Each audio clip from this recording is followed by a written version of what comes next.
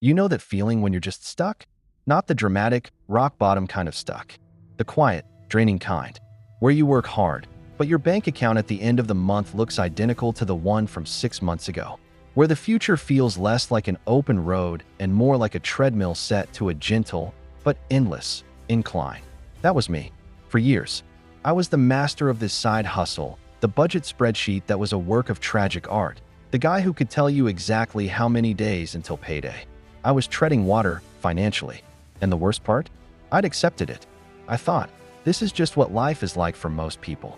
You grind, you pay bills, you maybe get a little treat on Friday, and you repeat. Then, one Tuesday, in the middle of an ordinary, tired afternoon, I made a bet with myself. It wasn't a grand declaration. I didn't yell it from a mountaintop. I scribbled it on a post-it note. The bet was this. For the next 90 days, I will pay myself first. Not with what's left over, because there is never anything left over. I will find, save, and invest just 30 cents every single day. 30 cents.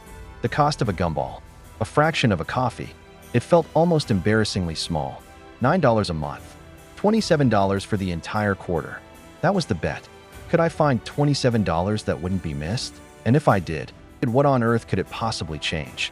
The first week was a mindset revolution in miniature. To find that 30 cents, I had to become aware.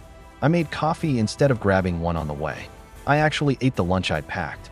I canceled a $4.99 streaming subscription I never used. It wasn't about deprivation, it was about awareness. I wasn't saving money yet. I was discovering a leak in my attention. Money was slipping out in dozens of invisible, tiny ways.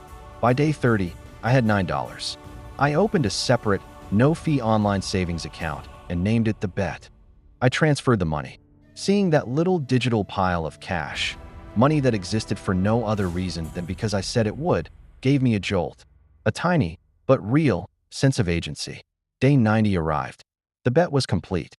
There was $27.03, to be exact, thanks to a lucky penny found in a parking lot. I sat there looking at it. My financial trajectory had not changed. I hadn't paid off debt or bought a car. On paper, it was a footnote. But in my mind, everything had shifted. I had proven to myself that I could follow through on a financial commitment so small the world would call it insignificant. And in doing so, I shattered the most paralyzing myth I believed. It's not enough to matter. That $27 was a concrete rebuttal. It did matter. It was proof of concept. So, I doubled the bet. 60 cents a day, $18 a month. Then, I applied that same micro-commitment principle elsewhere. I took that $27 and, using a micro-investing app, I bought my first ever fractional share of a broad index fund. I became an investor. The label felt ridiculous, but the action was real. The $27 became 50. The 50, combined with my new 60-cent daily habit, became 100. I started reading, not get-rich-quick schemes, but the fundamentals of compound interest and behavioral finance. I learned that the mighty oak of wealth isn't grown from a single giant acorn, but from thousands of tiny, consistent ones planted daily. My small bet created a cascade of new identities. I was a saver, an investor, a conscious consumer. Each identity made the next action easier. Saving $5 felt natural because I was a saver. Researching a retirement account felt logical because I was an investor. 18 months after that first post-it note, my consistent micro habits had grown my bet account to over $1,000. I used it as an emergency fund for the first time when my laptop died. I didn't put it on a credit card.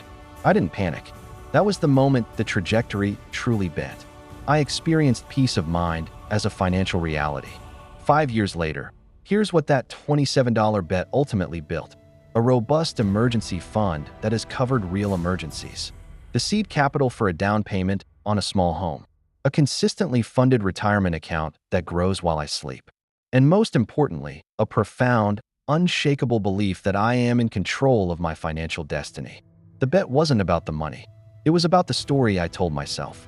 I switched the narrative from, I don't have enough to start, to what can I start with what I have? Your number isn't 30 cents. Maybe it's $1. Maybe it's $5. Maybe your bet isn't money. It's 15 minutes a day learning a new skill or sending one outreach email. The principle is the same. You change your trajectory not with a giant leap you can't sustain, but with a small step you can't fail to repeat. Find your 30 cents. Make the bet. Honor it for 90 days. Prove to yourself that you can follow through. The power isn't in the size of the commitment. It's in the consistency. It's in the evidence you give yourself that you are a person who keeps promises to you. That evidence becomes confidence. That confidence becomes action.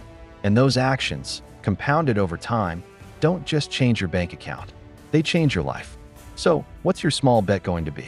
Let me know down in the comments. Thanks for watching, and don't forget to subscribe for more.